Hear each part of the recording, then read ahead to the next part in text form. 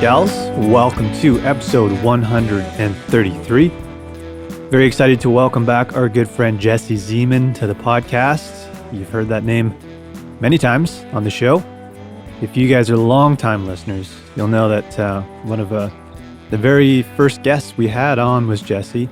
And at that time, we were pretty naive to the state of wildlife and everything that was happening in British Columbia. And he kind of blew our minds at that point. Jesse, I think, is one of the hardest working guys in the province when it comes to conservation. So some of you might have heard Jesse's radio debate, and you'll hear more about that. But here's what I want you guys to do. When you hear people, talking from an anti-hunting standpoint, rather than getting mad about it, rather than sending nasty emails or leaving shitty comments, reach out to those people and just tell them why you love to hunt and what you've learned about conservation and the volunteer hours you put in and the money that you donate and how it's not about taking the life of an animal. It's about learning about these creatures and making sure they stay not just for the purpose of hunting, but for future generations to see and enjoy the exact same way that we do. So the hunting and anti-hunting community is never going to agree on everything, but we all agree on that one point. We all want wildlife for future generations. So that's the main point. And, through this journey in hunting, I became a conservationist. I feel like I'm a conservationist more than anything else. And it's because I decided to hunt and because I love wildlife. And I want them to stay around. So do me a favor. Hold back that anger you might have and just reach out to these people and tell them why you love to do what you do and why wildlife is important to you. But that's enough out of me. Sit back, relax, crack an ice cold beer, and enjoy episode 133 with our good friend Jesse Zeman.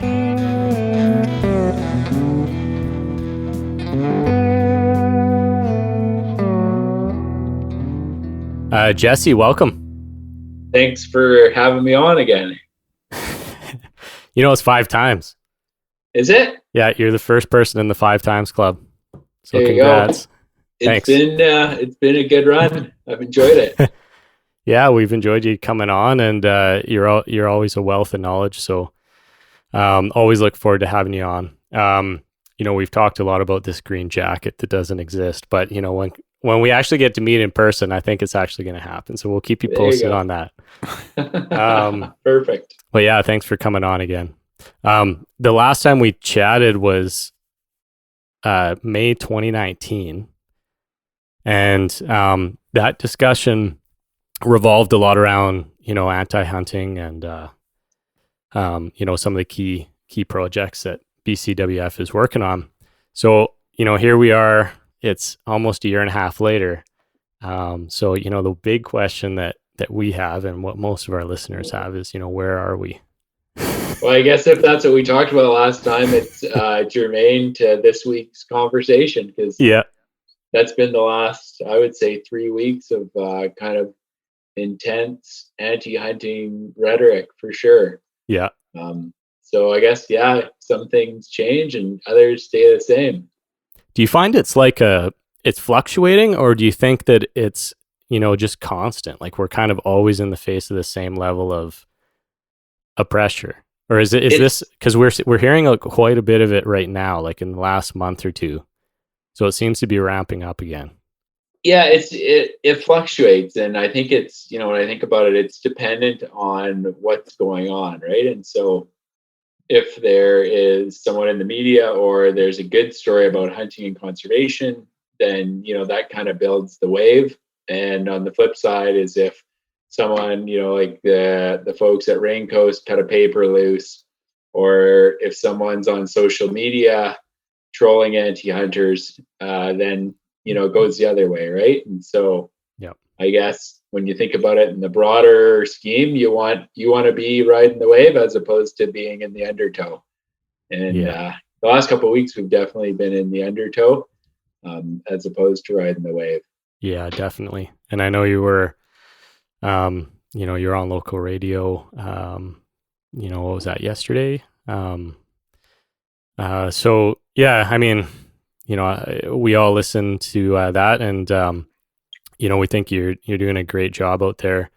When we chatted last time, we kind of talked about what can listeners do, what can hunters do, and a lot of that recommendation was around like being respectful, just being thoughtful, talking to the folks that matter, like your MLA, your family, friends, non-hunters that that type of thing.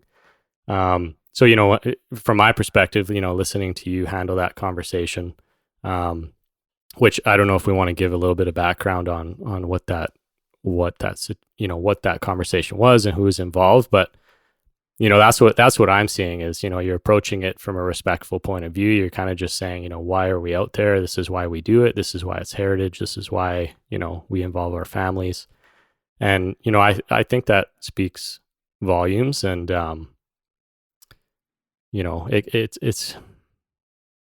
it's tough to engage in some of these conversations in 5 or 10 minutes. I think they're really 3 or 4 hour discussions. It'd be nice to kind of have them with folks that are willing to, reciprocate that attitude. But yeah, I mean, ultimately, it was good listening to you on there and kind of, speaking for the hunter in that situation. Yeah, it wasn't.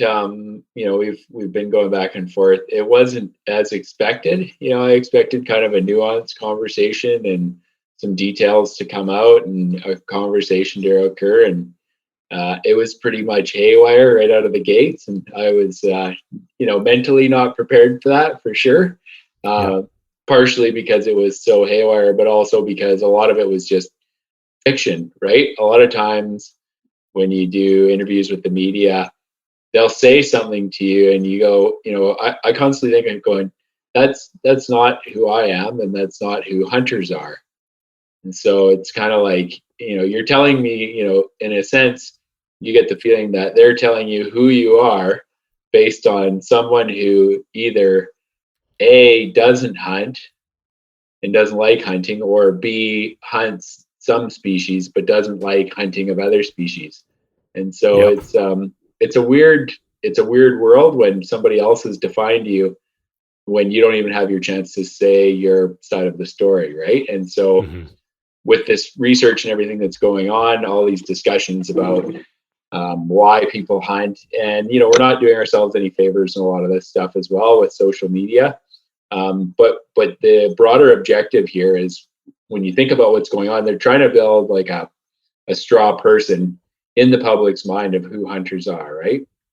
Grizzly bear stuff, like that was easy, relatively easy, right? It's really easy to paint people because there's no meat requirement. There's been all kinds of really poorly put together videos of who bear hunters are, and so that one is in a sense self-induced. But now they've kind of got this idea in people's minds, and so this research is adding to it, right? And so I guess for hunters and anglers, because I mean, don't think this is just about bear hunting. This is going to be about catch and release fishing.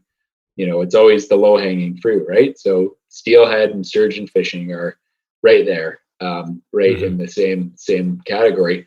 But they're building up who hunters are in the public's mind. That's what they're doing. Yeah. And so, if we don't deal with that, we will lose our ability to go hunting. That's the end of this.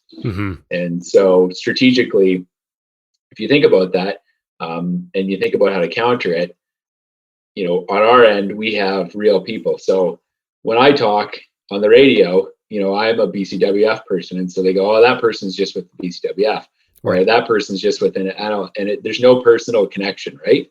And so the challenge, or the thing we need, is for you guys to talk about hunting and angling and talk about why it's so important to you, right? Because you have that connection. So if you're on your social media, whatever platform it is, and you have, I don't know, 100 or 400 or 500 friends, when you put your message out, now you're connecting with 500 people, and they're going, you know what, Kelly, not a bad guy. I'm inclined to believe what he says, right? Garrett, I really like him. He's probably speaking the truth. So you know what? I like hunters. So I think that's really where we need to get to. around how we engage. And same thing with at work, right? I mean, we're in a weird situation with the pandemic, but Kelly, you're in prime country for engaging people where you work, right? Yeah. And I'm sure there's a lot of people that are non-hunters, and so you got to take the time and you got to, fly the flag for hunting, really. Yeah, you know what? That the one thing that was really fun when we talked about this, when I got my black bear, turned it into smokies and pepperoni and a bunch of stuff. And at work, we always had that Christmas event where you bring meat and cheese, right? Well, guess what my meat was? I brought in a bunch of bear. I put a sign up and said bear, and it just like the whole, office was at this table going, what? What do you mean bear? Like grizzly bear? I'm like, no, black bear. And a large percentage of people tried it, and there was nobody that didn't like it. So, I guess it's a relatively small sample size, but at the same time, I mean, they could have went home and talked to their family about it, and then they talked to some friends about it. So it's you're totally right. It's about engagement, and you don't have to engage the whole country at once. You just got to engage some people that you're face to face with, I think. Right. And that's, I think, probably what happened in that case is those people go home and be like, you know what? I tried guess what I had? Pepperoni at work because it's cool, right? It's different. And you also, they probably had something in their mind before they tried it. And now it's like, well, that wasn't what I thought it was going to be like. This is actually pretty good. Yeah. And so, you now open their mind through food, but you've attached it to yourself. And if they like you and think you're a respectful person, then they're going to think that, you're a reflection of the hunting population. So I think that's how you deal with these issues. Yeah. And the one thing, I guess, just to add a little context to the radio appearance we're talking about. So in 2017, we lost the grizzly bear hunt up in BC. And, we do have listeners in the States, but what we're seeing now is, the same, kind of approach and pressure, coming after black bear hunting as well. And I guess we could wrap, cougar and just general predator hunting into that equation. But, if we listen to the interview that you were on yesterday, there was a couple swings at just hunting in general, which is quite scary. Yeah, I think from what I recall, she fully stated she just thinks hunting should be banned, period. Right. And so, again, you got to be able to remove yourself from the situation and think about strategically, if you were an anti-hunter, how would you go about it? Well, for sure, it'd be large carnivores, right? Because they use the data, typically hunters fund this, this work, but they ask, what do people support? Well, people are okay with hunting deer. They're okay with hunting turkeys. And as you get farther away from that, they get, you get less support. It's like, so strategically, if you want to damage hunting's image, go after the things that are, have very little support to start with. Yeah. The things that you have to stretch people to understand. Well, not stretch, but like really educate them to understand. I mean, and admittedly, like when Mike and I started hunting and that, later in life, I mean, we weren't jumping into the black bear hunting idea, but once we got into the idea and we actually did it and now we understand it, it's a totally different perspective. But, it's tough to give somebody that perspective in a tweet or a 5-minute radio interview, but.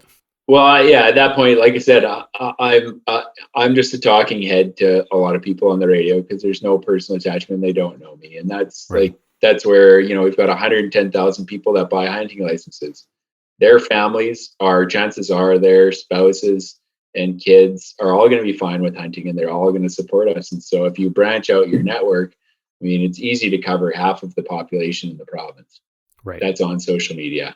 Garrett, I feel like you got something to add here. No, I'm listening. I'm taking it all in. This is good. Yeah. I just feel going back to the debate that you had there yesterday, Jesse, I was listening. You did a fabulous job speaking on behalf of us as hunters. That word trophy, how many times do you hear that come up in a debate between anti-hunting and hunting and how they try to work that angle?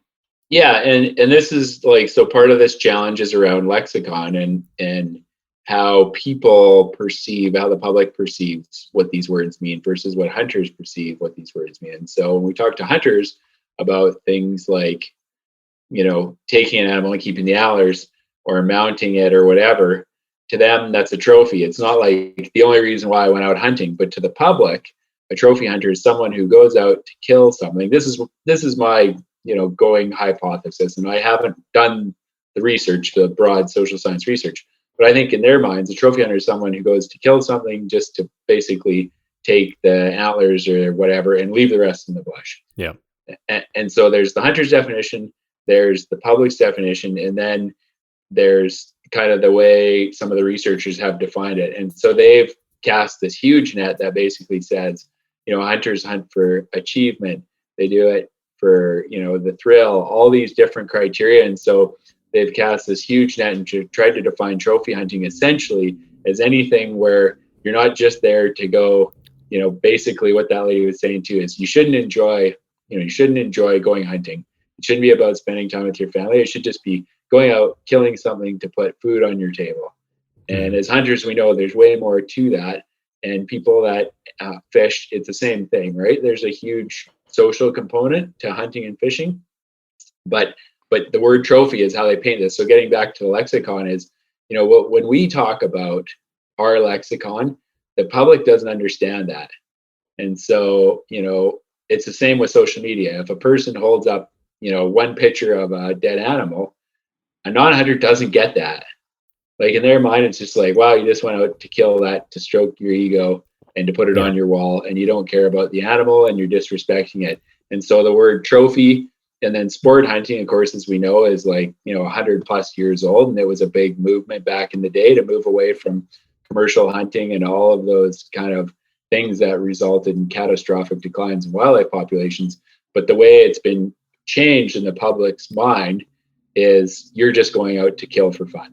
That's what they see as sport hunting. So, and that was the connection that she was trying to push there was it's a trophy and then you're awarded something from it. But like you're saying there, back when they squashed commercial hunting, wasn't that the whole movement behind Boone and Crockett Club? And that whole census behind giving recognition to a mature animal that's been harvested in a specific region is not to say, look how big it is. It's not a bragging rights, but it's more of a pat on the back for conservation. She didn't want to get into that. And I know you guys were limited on time and I'm sure she didn't want to, but I know you guys are restricted there, but did we not in BC kind of adapt the Boone and Crockett theme? Is that not what? Yeah. So we have like the BC record keeping book, and it's the same idea, but that's, I think that's one that you're just, if you go and try to explain that to the public, unless you have an hour to explain it, like, I feel like that horse has left the barn. Right. Definitely. And so with these conversations, especially with a couple of minutes of radio time, or, I did a couple of media interviews the week before for that wolf, the lady that was trapping wolves and what she said. And then the week before that on the, anyone who hunts large carnivores is a trophy hunter. So when you think about all that stuff, it's kind of like, okay, do I want to fight this battle and try to explain to people what trophy hunting is and what sport hunting is and how this ethic developed out of it? Or do I just want to say, my lexicon and your lexicon is different, so I'm going to talk to you in your lexicon. Yeah, like I'm going to explain to you in my words, with words that you understand, what this means to me. Exactly. Because the other thing is again, getting back to the straw person, is that a lot of these researchers have already plugged those words. Like those words, if we did some polling, those words like trophy hunting and sport hunting, that they're negative. Like that's a full-on negative in the public's mind. And so, I think in those contexts, like I personally, like I've given up on those words, because it's not something the public understands. And if you put it on your social media, your friends aren't going to understand it. Right. So part of that, I guess part of it is, we have to think about the way we talk in a manner that non-hunters can understand. I kind of got into hunting through fishing. And the one thing I always think about is, we have a good kokanee fishery here, and we have a lot of folks engaged in the conservation and just maintenance of those fish. And one of those folks is Danny Coyne, who we've had on the show a number of times. So I look at a person like Danny. He's constantly fishing kokanee because he loves it, and he loves the table fare. He loves spending mornings on the lake, right? He loves bringing people out there. He loves seeing faces and kids smiling because they're catching their, fish and stuff. So, let's just imagine that he's in Cow Lake where there are very large kokanee, and one day he catches a 9.5 pound world record. Like, I can't speak for him, but I would consider that, a trophy. Basically a trophy. But that's, that could have been a one day out of 40 years of his kokanee fishing, which was never the intent of him actually going out to the lake ever. And not only that, but like, can you imagine not having a person like that involved in the conservation? Like, if anyone knows anyone more willing to dedicate, their time to those fish, send me an email, because he's those fish are lucky to have Danny around. Yeah, and in that, in those like situations, again, it's more about telling the story, right? Like, that's again where you gotta, like, I think we gotta take a big step back, because if you go out and it doesn't matter what it is, you harvest this animal and it had some sort of meaning to you that's out of the norm, right? It's not just like, I went out and got this deer. It's like something happened, or the deer was big, or whatever it is. Yeah. When you post that, you're going to get it. Your hunting friends are going to get it, but everybody else, they don't understand what one picture means. Right. Right. So that again is about like telling the story. Like, there's, 30 pictures attached to this story, and here is why it's important. And I mean, one that always sticks out in my mind is Chels. My wife got a goat our daughter's 5, so it would have been about 6 years ago. Mm-hmm. And we went out that week. We were in the Kootenays with goat draw. We went in with the horses and stuff. And just before we left, we found out she was pregnant and she had a broken arm. And we had spotted this goat like way up at like 7,000 feet, and did like the straight up and down side of a cliff, and got to the point at one point where, she was ready to call a helicopter, and, was getting a bit teary, and she couldn't go up and couldn't go down. And she ended up, breaking through that, and we got up, and we got to go. She got to go. Right. And so that, to both of us, signifies a whole bunch of things. Right. And, that's our first child.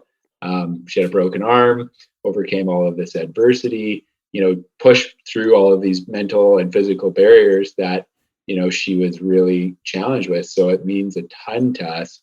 But if I just put one picture on Facebook or on Twitter, no one gets that. And they're going to go, you're just like what people are saying you're like. Yeah. So, if you want to talk about that stuff, I think it's great, because people do get it.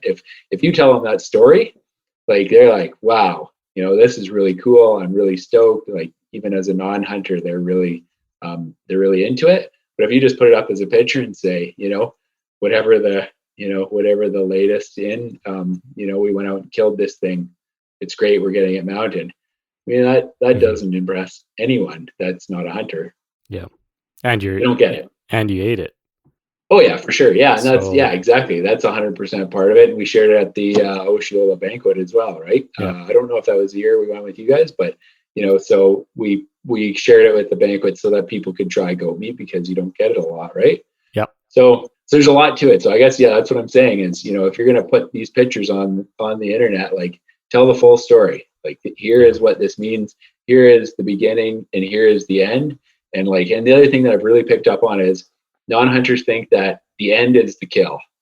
Like, in their mind, like, this is my mission. I'm going out to kill. And as soon as I kill something, I'm done. That's hunting. It magically turns into cutlets in your fridge. Well, but it's also like, to them, it's like, this is the process. I'm going out to kill. Yeah. I've killed. Now I'm done hunting. And it's like, whoa, like, hunting started last year, right? Yeah. All this planning and all this training and looking at maps and getting prepared and all the rest of that stuff. And now, we've got this animal. Now the work has just begun. Like, the hunt, we could be like 4 days from a vehicle where you could be getting full on out. And so, you have to tell the whole story. for non-hunters and exactly. Well, we touched too, success rate is important. I think that's a perception that's misunderstood in the public. Just the fact that, maybe they think the success rate of hunting is 100%. I mean, the fact that it's so low in itself tells us that we aren't out there for the reasons they think we are. Right. Yeah, and that was part of the discussion on Twitter yesterday. I had somebody going off the deep end. I said, look, I calculated, I was like 2% of the hunting days in the province result in someone actually getting an animal. Yeah. 2% of the days. So it's a lot of time and effort and calories and, It's 50 days. I mean, on average, that's 50 days. So, yes, if it was about killing stuff, like they would be in your backyard, fenced in a, half acre thing, and you'd be feeding it a hay bale and then going out and shooting it. Right? Yeah, exactly. Yeah, man, there's a couple things that always bother me a little bit is, one, and you touched on this already, was, hunters kind of being their own worst enemy, and, whether it's social media or not. But the other one is, just hunters and hunting groups, just sometimes they have trouble working together. Like, that I don't understand that. It's just, and maybe it's, I've been involved for 6 years or so, but, that seems to be quite a dangerous thing. I mean, when we're getting pressure from these anti-hunting groups, we got to work together. So I don't know what your thoughts are on that, or if there's a solution, but we always say, hunters have a hard time organizing a 2-car parade, right? And I don't know what the mechanistic issues are. Like, a lot of them are kind of lone wolf personalities, I feel like. And sometimes I don't know if, I think if you grow up playing a lot of sports, like, it's natural for you to be like, yeah, we got to work on this stuff and we got to work together. And it's the same with the NGOs, right? With our coalition, the Fish, Wildlife and Habitat Coalition. It's like, look, like there is, 1% that we don't agree on, and we agree on all the rest of us. So why do we wake up every day and piss in each other's cornflakes? Yeah. It makes no sense. No, it doesn't. And also come upon the realization, like, what have you accomplished? And the answer is very little. Right. So maybe we got to try something different. But yeah, part of it on the hunting organization front, a lot of it is like it's ego driven. And there's always nuances to all of these relationships. And you get people and organizations that are really easy to work with as well. Right. So, I can't go into specifics on any of that stuff, but the reality is what it is. And, it's like you want to help out, you want to get on board. The train is moving. It's going to stop every once in a while. And if you want to get on at the next stop, perfect. And if you want to get off at the stop after that, that's okay as well. But the train's going to keep moving with or without you. Yeah. Jesse, I was searching for BCWF video the other day because I know you have some out there about talking to your MLA, kind of guides on how people can approach that situation. But the video I found first was actually you playing saxophone live. Just rocking Baker Street, I believe it was. Yeah, man, you were killing it on that thing. Which is unreal. I was thinking of an analogy just to go back to like that whole topic, and we got 3 musicians on here at the risk of losing some listeners here. And because this isn't fully developed, but I mean, music, I start talking about modes, right? And you can scale 7 notes and you can start at the different notes and you have a whole different perspective. I kind of feel like if all these organizations realize that, we're all actually part of the same scale here, let's not worry too much about what note we're starting from, but let's just make sure we're working together. I think that analogy might resonate with us a little bit, but maybe not so much with everybody else. Yeah, well, I think it's like anything in life. Like if you've been exposed to playing in a band, right? So you have like everything from a quartet or a trio to like a huge, in my case, like a huge funk band with 30 people in it. Like if you can't play the team program, like it's not going to work, right? Yeah. It's just fully not going to work. And some days, in a big band, some days you get to be the soloist, and other days you don't. Yeah. Right. So some days you just, some days you're the bass player and you're playing whatever it is, 2-5-1 all day long, and that's your job. Right. So yeah, I don't have a good answer. I mean, got a good relationship with a lot of the organizations that are hunting organizations and talk to them all the time. Yeah. But there's a lot of, I think, as you said, in the hunting community, there's a lot of issues around social media.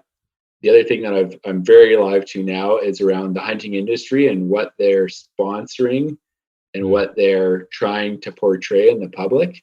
And that's, that wasn't in my face until a few weeks ago, because I don't look into that stuff, but definitely dealing with this wolf stuff, and these, the comments around, something like, the more you hate, the more I kill, or something to that effect. Right.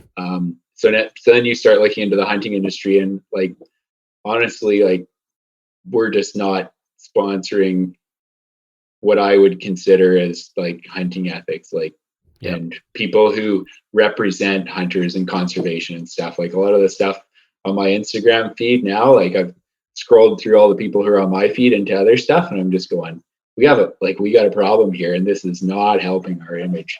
Yeah, exactly. So there's a lot of that, I guess. So we got a lot of fixing to do inside of our own community, for sure. There's no doubt about it. It seemed like, sorry, going back to this debate too, she really wanted to test you on the science-based things, the side of things there. And switching gears to over your mule deer project there, Jesse, that you guys have been going through, like, I mean, again, like, this is the duration of the debate and where you were cut short. Like, I look at all the science-based you guys have done on that, because I just listened to both your webinars and they were great. Like, there's loads of material there for supporting facts towards science-based, and how much time and energy has gone into researching. I mean, it's not black bear. I know it's mule deer, but still, like, everything that you guys have compiled together and what you've done up until this point, and I know you're only halfway done, but I mean, it's amazing. Yeah. And I think where we're headed, or I shouldn't even say where we're headed, where we are now is, and with the person the other day, like, she was just taking shots at the sustainability. Those are kind of like the ones where they're trying to just, shoot them over your head to keep your head down. What they're really getting at is they're trying to paint this picture of hunters are bad people. Right. Yeah. So I felt like I tried to deal with that at the beginning, the sustainability piece. That's just like, this is like inherent, hunting is like, there's this many black bears this year, there's going to be this many next year, because what we're doing is sustainable. And then let's get on to why people hunt, because really that's what she was trying to set up, is like, you're bad people. Exactly. That's the other realization here too, is that when you look at the literature in that large carnivore paper as well, I'll forward it to you guys, but it's basically, if you hunt large carnivores, you're a trophy hunter, essentially, is how it reads. Not exactly. It's more nuanced than that, but we're into the world of, not of, is it sustainable? We're into the world of, is it okay to do this? That's the world we're in. Right. And so we can talk about how much money hunting contributes, and we can talk about that it's sustainable. But the question that's being put in front of us right now is, are you legitimate members of society, and does society support what you do? That's the issue we got to deal with. Mm-hmm. Right. Which, if you do want to talk about how much money does contribute, I was blown away at how much money is generated from deer hunting. In the beginning, I think it was the first webinar, that blew me away. Wasn't like something like 100 and something million? Am I out to lunch on that one? I'd have to look it up, but yeah, deer, like moose is the most demanded, but moose are in decline. So deer, definitely mule deer, I'm sure, are the biggest dollar for dollar species in the province. Yeah. It's big money for sure, but it's also, again, this is like part of the conversation as well. As I don't think society necessarily cares how much hunting puts into the economy, but I think there's the conversation around how much they put into conservation and where those dollars go, and how it's acquired land and how it's protected other species. I think that's where, there's more juice to be squeezed out of the conversation. Because, as a lot of the anti-hunting advocates will say, well, we could cut down every tree and make more money, or we could turn every mountain into a mine and make more money, but we don't do that because socially it's not okay, right? So that's where the conversation's going. And then the other thing that I just wanted to mention on the whole hunters getting along, I think a real big part of the challenge too, from what I've seen, I don't really participate on Facebook hunting groups, but I do look at them. And a lot of it is like people involved in organizations bashing other people for shooting animals. Like, where a guy will just like, and even, you see like a kid will get on there and say, I just got my first buck or I got my first bear. And the guy's like, nobody should be shooting spikes, let them grow up and get bigger and blah, blah, blah, blah, blah. And it's like, man, there's 4.4 million people in this province that don't hunt and 100,000 of us.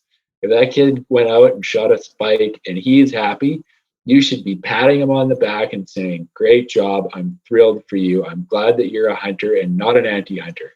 Yeah. I mean, and how does it feel to a kid to go on and talk about his first deer and have some guy that's 40 or 50 years old just bag on him?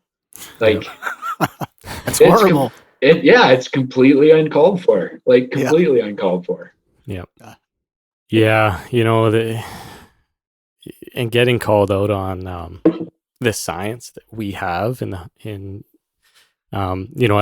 hunters that I know are not lobbying for, shooting more animals or making habitat more accessible or, all these things. We're actually, largely disappointed where wildlife is heading.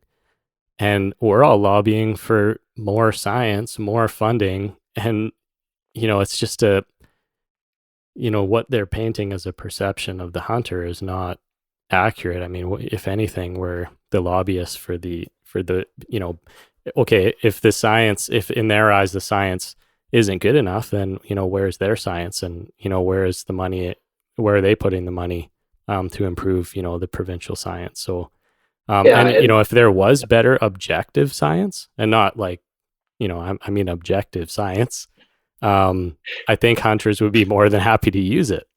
Yeah. I don't know. Well, and that's where, I mean, again, those are just kind of like the over the head shots. I think that was just to try to throw off the conversation. But that is the interesting thing with hunters. I mean, on a daily basis, I'll get emails about, we got to change this hunting regulation. We got to change that. And I mean, with the mule deer project, even back when pre-COVID, we had a whole bunch of people that were like, we got to change the season. We got to do this. The does aren't being bred. Like, we actually had, people that came out and saw the ultrasound, and until they actually saw twin fetuses inside of a mule deer, like, they full on did not believe that the hunting season wasn't a problem. Like, they full on were just like, nope, we got to close this season for all these reasons. The does aren't being bred. They're not, blah, blah, blah, blah, blah. And until they went out and actually saw that, there was no way you could convince them. So it's the opposite, I guess, is what I'm saying, is hunters are usually far more conservative than science tells us to be. Hunters are often like the first ones to put their hand up and say, I want this closed. I want this shortened. And a lot of times it's really challenging on my part, because it's like, look, the mandate is science, folks. And the science says this. So if we're gonna say, I don't like the science and I want to do something else, well, then guess what? You're no different than all the other organizations that you say don't care about science. Yeah. Like, you can't just say, well, you're not supporting science, so I'm all about science-based wildlife management for grizzly bears, but guess what? On mule deer, that's different. I want a different hunting management regime on mule deer because I don't like the science. It's like, well, you can't have that both ways. Yeah, exactly. The interesting piece of information, that the other thing I took away from that webinar was road access. I mean, that's something we deal with. I deal with here where I live, is accessibility into the backcountry. And they had a map on there, and it showed how much road access there is in our backcountry in the southern interior, and how available getting into these areas that at one time would have been challenging, especially getting closer to the alpine. And they had a little tidbit in there talking about how much mule deer and ungulates will just avoid roads. And it was pretty hard to looking at that map at how much of that was covered in roads. Yep. And then it also, when they talked about how predators are now using these roads to access places that they could never get to, where these ungulates were seeking like sanctuary away from it. If anything, I would myself personally would like to see some of these roads shut down. I know the predators are still going to use them because it's a highway there from, but I don't think it should be that a person can jump on a quad or anything like that and get right into the alpine. Mm-hmm. Meanwhile, we don't need apparently wildlife management because wildlife takes care of itself. Right. Yeah. And so the road density thing, there's all kinds of literature on. I mean, grizzly bears are the ones that we kind of use as the threshold, right? But essentially, the literature says if you have 0.6 of a kilometer of road per square kilometer, as soon as you get above that, things start to go sideways, right? You start to have problems with wildlife. And in the Okanagan, like where we are, it's pretty much all in the red. Like there are very few places that aren't, but there's more to it, right? So roads bring people, roads move predators across the landscape. So for predators, this is like for us, having a garden that you got to go get your food out of every day versus having a fridge, right? The fridge is easy. You can get everything in one stop. If you have a garden, you got to water it, you got to weed it, you got to take care of it. That's what roads and no roads are like for predators. The other thing that roads bring too are weeds, because quads and logging trucks and pickup trucks bring weeds, and cows as well. And so there's like this it's like a trifecta, right?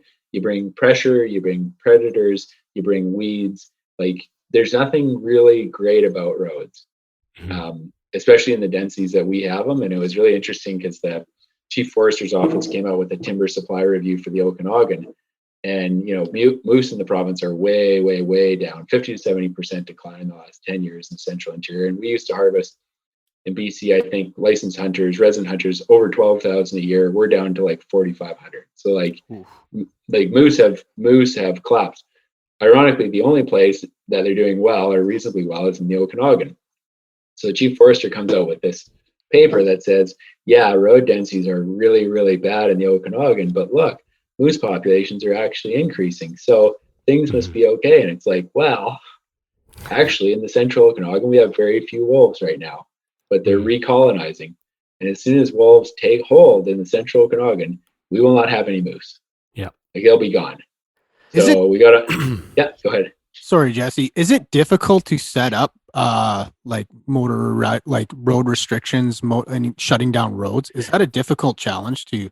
Well, it's highly political. And so with roads, like what you're saying is just blocking the access, but really the way you want to go about it is actually decommissioning the road. And so decommissioning the road takes it right back to grade.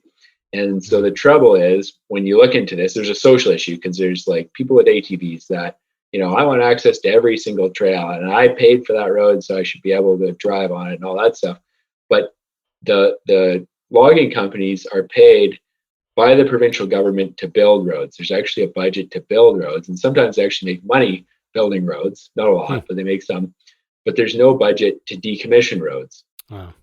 And to decommission roads, this is the trouble is like for the amount of roads that we're building, if we're on the hook for it as hunters and anglers, like you could spend tens of millions of dollars in the Okanagan and not make a significant impact on wildlife by decommissioning roads, because it's so expensive. It's going to be whatever, I don't know, $1,500 per kilometer, something like that. Something like it's very, very expensive. So again, this is where, you got to put your thinking cap on and talk to the province. And it's like, okay, your budget for road building has to be road building plus road decommissioning. And the licensees need to have thresholds for building roads. So this 0.6 per square kilometer, they do that in Alberta for grizzly bears. And so that's up to the logging companies. And so sometimes what you see here is they'll have an old road, but they build a new road right by it because there's an incentive to do it right there. There's money. So sometimes it's more profitable to create a new road as opposed to using an old road. So it's about incentives, I guess is what I'm saying. They're incentivized to build roads as opposed to saying, look, guys, you need to manage for this road density. Here's the budget, figure it out. I understand. Yes. Like you're saying, you have to remove the road completely, not just dig it up and make it inaccessible. And I'm not an Right. anti-quad or anything like that. They have their place and they have their clubs and their spot. I just look at what the East Kootenays has done, and like if you go on to the hunting regs, you look at it, a majority of it is set up in the East Kootenays where they've done this job of closing down motor restriction roads. I was just curious how come that hasn't adapted over on our side of things in BC, more so like what they have there. Yeah, and I think that goes back to a time and place like in the 80s and 90s where they were, intensively harvesting elk on winter range, and that was seen as kind of refugia, right? Like those areas were like, this is where elk go, and there's very few hunters in these places.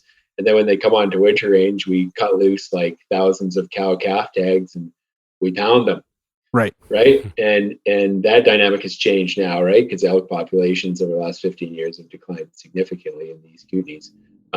But there's, so there's some science, and some of that was social too back then, right? It was like hunters want this kind of experience, and and it is nice to be able to do that. But a lot of those cases, like they didn't decommission roads for sure. A lot of it is just, this is a road closure, don't go past here. That's right. Right. Yeah. Well, I would hope that out of this research in the mule deer, when you guys establish these roads and wintering grounds, that maybe might be something that may come out of it in decommissioning some of these, not decommissioning, but shutting down some of these critical areas where mule deer are wintering. Yeah, and part of the work, they will, one of the things that they're working on is they will have a map that, because we already have like ungulate winter range areas in the Okanagan that are set aside, and we really don't know, like it's just like setting aside a chunk of land, but there's been no habitat maintenance, there's been no burns. But some of the work that they're doing is looking at how many roads are close to these areas and what the effect is. And I think we're going to find that there's a big effect. But that's what they'll tease out of the data. Chloe's she'll be doing some data analysis starting this spring, right?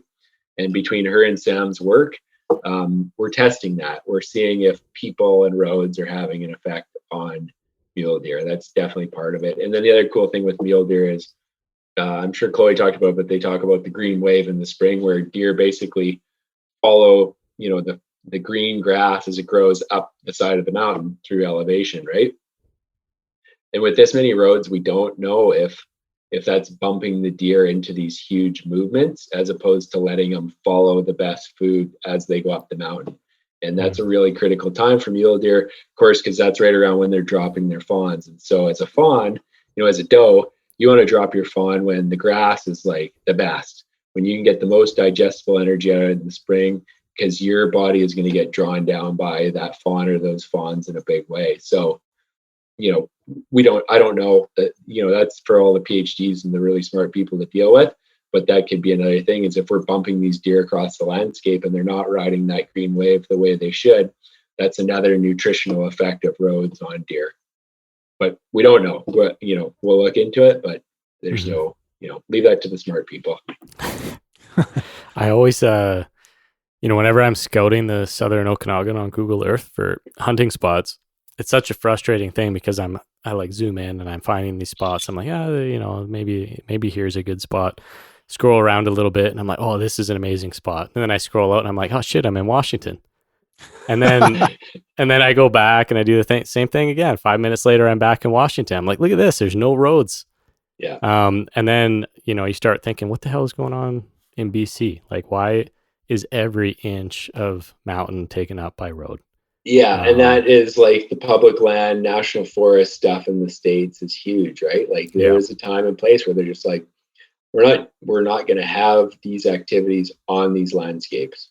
They made like, that was a full-on conscious decision. It's like, this land is worth more intact.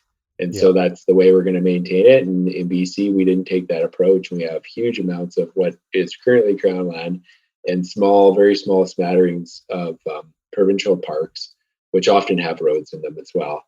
But yeah, I mean, parks are the only real place where you're going to be able to get more than half a kilometer away from a road in most of the Okanagan.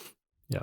The other interesting thing there I was watching is when they put obviously with technology and the colors they had with GPS tracking, is not to give it out, but some of the areas there I used to hunt as a kid. I used to go with my dad and his friends, and I was like, wow, these guys really had it together. Yeah, I actually knew where these deer were coming through, because when they put it in live view, loaded it up, you could see where the deer were migrating. I'm like, oh, I used to sit right there. Like, Yeah. that's not too far off. These guys, they had a thing here. So I thought that was pretty cool what they had in terms of technology and what they were capable of doing. Yeah, they're very traditional on the migration, and with the Wyoming migration initiative, that's super cool stuff. We're a little bit more cautious with sharing our data, I think, because we don't necessarily want people focusing right in on these spots. But the deer, and in Chloe's talk, she did show like these deer walk the same trail when they're heading out and when they're coming back. Like, it is absolutely amazing. And I will admit that I did pause it and then load up Google Earth, and I was like, that's that mountain. Oh, perfect. Yeah. So, Yeah. Oh shit, I'm in Washington. But the cool thing is we're only collaring does and fawns, so you don't necessarily know where the bucks are. But yeah, that's true. But they are, they're super traditional on migration, and I mean, other they're in the backyard. Like sheep, like bighorn sheep are also, like, if you figure out those spots, right, with sheep, like that's, you're onto them, like, and that's passed down, right, for bands of rams, like, interesting, super traditional, super traditional. Cool. Hey Jesse, we have taken up quite a bit of your time now. We're almost at an hour. I wanted to sneak in a question on COVID. Where do you think, is there a silver lining here on the conservation, funding front that related to COVID, or do you think it's like, only adding to the challenge? Money's going elsewhere. Is there going to be an impact there, or do you think that it's just stay the course? Yeah. So the challenge now is that governments worldwide, but in BC included, their forecasts, like, they're broke for like a decade, like beyond broke. Like, that's a reality, is, your kids are going to pay for this year or 2 years of COVID for their lives. Like, we have been blowing money out the door like crazy. I'm not saying that's a bad thing, but that's a reality. So, so on that front, it's going to make it more challenging, but doesn't mean it's impossible. It gives us even a better case to say, hey, if you don't dedicate this, you're going to whittle it down to nothing, right? And then that's where, the advocacy thing, we haven't talked about that in the meeting with the MLAs, but Garrett, for sure, I'd like to get you in to see your MLA, because she's also the minister. Oh, right? Okay. Yep. And like, that's where we got to start adding the voices, and it's over Zoom now. Like, there's very rare that there's in-person meetings.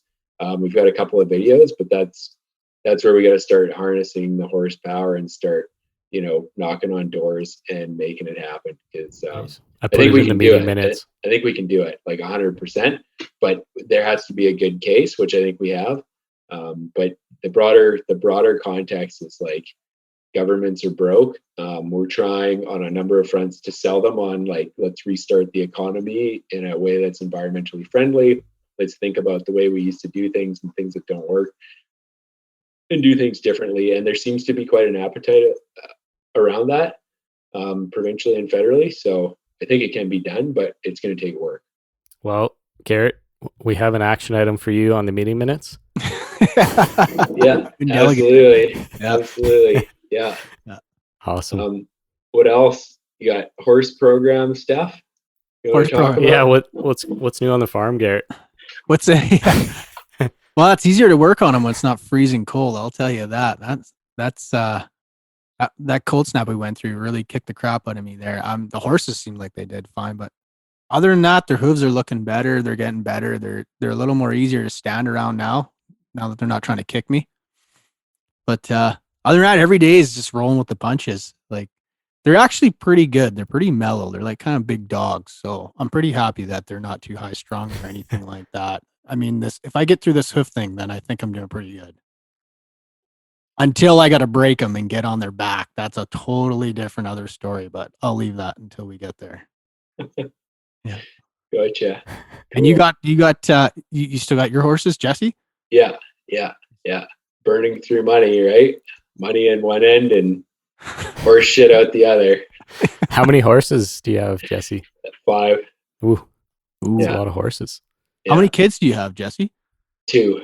Oh, good. Yeah, I got 2 as well. Yeah. All right, that's good. Yeah, we may go down to 4 horses here. We'll see. We've got a dog showing up, so might have. I was going to say, how many dogs do you have? Yeah, no dogs right now. One showing up in a month here, I guess. So a Nice. puppy, so that'll be a lot of work. But what kind? Yeah, lab. Another lab. Yeah, cool. Yeah, yeah. We're talking about upping another horse this year, but we'll see. Yeah. Sturgill Garrett. Sturgill. Yeah. You haven't named the other ones yet, I guess, eh? No, we went with Cash and Hank. Oh, nice. Yeah. So how old are your horses? they'll be 9 months, 10 months. Oh wow, yeah. So you got a few years before you're even getting kind of going with them. Then yeah. But it feels like from the day we got until now, like they're growing like weeds. Oh yeah. I think. Well, I mean, they're drafty guys. So I think they probably keep growing until they're 4 or 5. I would imagine. Yeah, and like even hairy too. Like the cold doesn't faze them at all. No, I was a little concerned there a bit, but they just no problem. Well, we had, I don't know, at our old place, we had a neighbor that was clearly like out of touch with reality because we had the SPCA come by and she's like, oh, we had a complaint that you don't have blankets on your horses and blah, blah, blah. And it's like, my God, it's minus 12 out. Like, go out to the prairies and watch what the horses do. It's minus 35 and the wind's blowing at like 30 to 40 knots.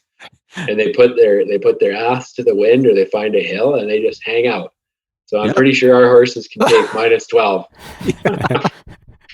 That's exactly it. Yeah. They came from Rocky Mountain House, and I know it's way colder up there than it is here. Oh, yeah. Yeah, well, I mean, horses evolved on this continent now we're going back a long time. But yeah, they're totally resilient and built for this. This is a non-issue. Like, yeah. I mean, in southern BC, it would never get. I mean, there's horses up in northern BC that live there.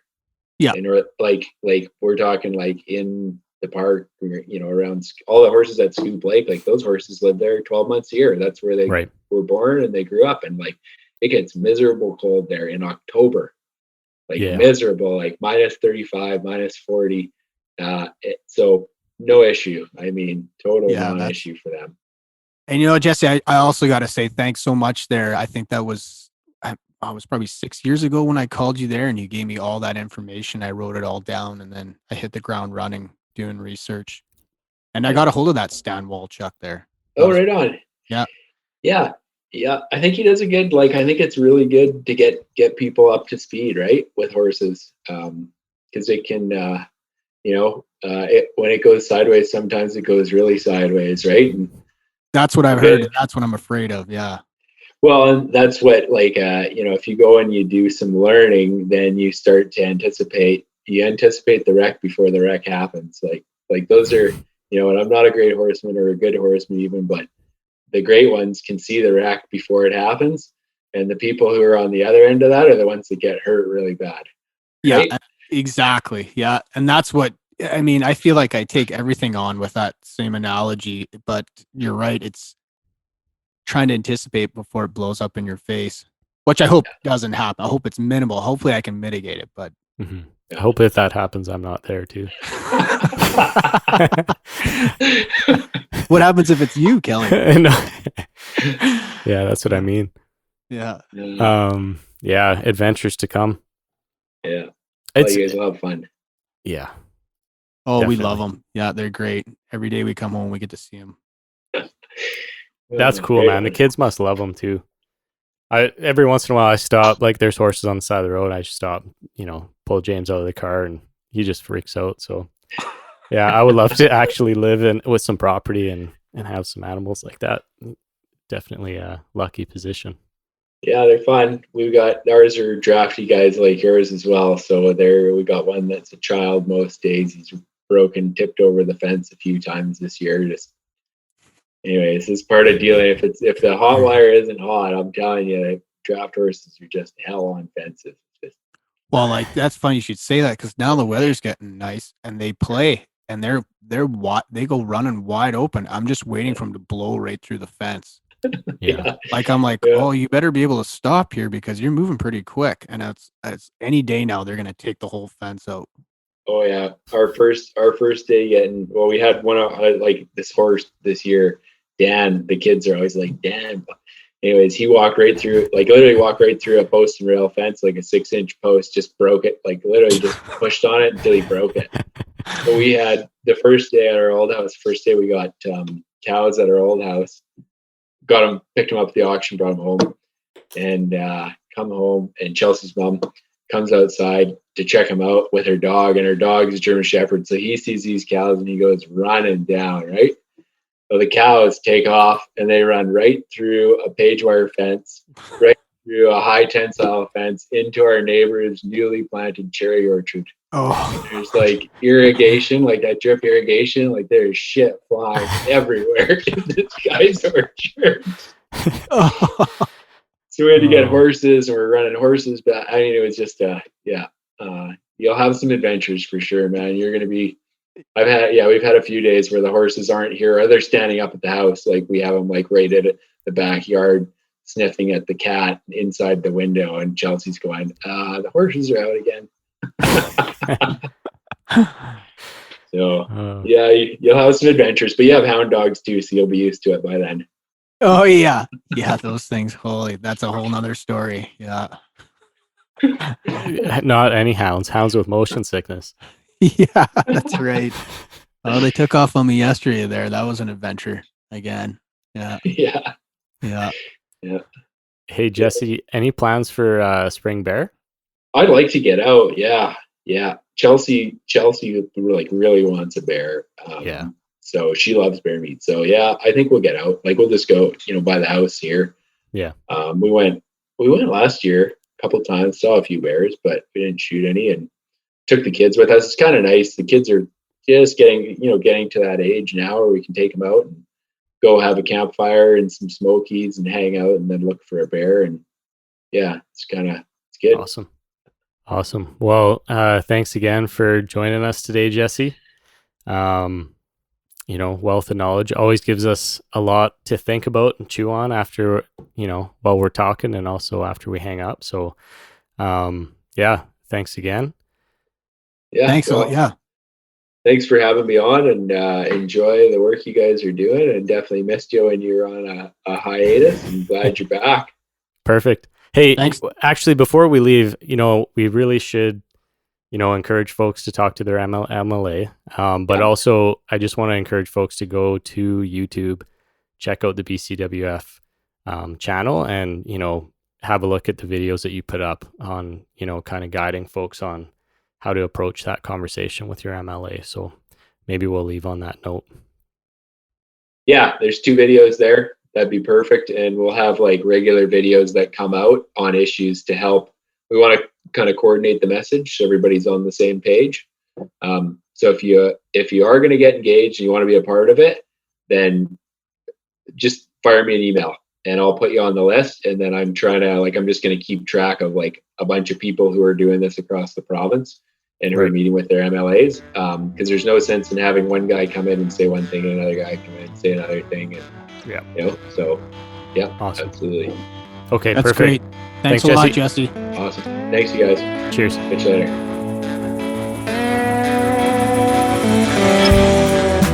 There you have it, episode 133 with our good friend Jesse Zeman, making his 5th appearance on the show and setting the record for most times for one guest.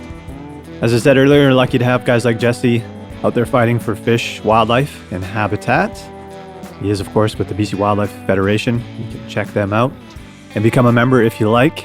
If you want to help out the show, you can always leave a rating or a review on iTunes, or both would be best. And if you want to see what's happening on the website, you can head over to theRookieHunter.com. And as always, if you want to follow along through images, Rookie Hunter is on Instagram. You can see what Garrett and Kelly are up to. Rookie Hunter Podcast, you can find it there. And feel free to send questions, show topics, any ideas you have to info@theRookieHunter.com. Thanks, guys. We'll see you in a couple weeks.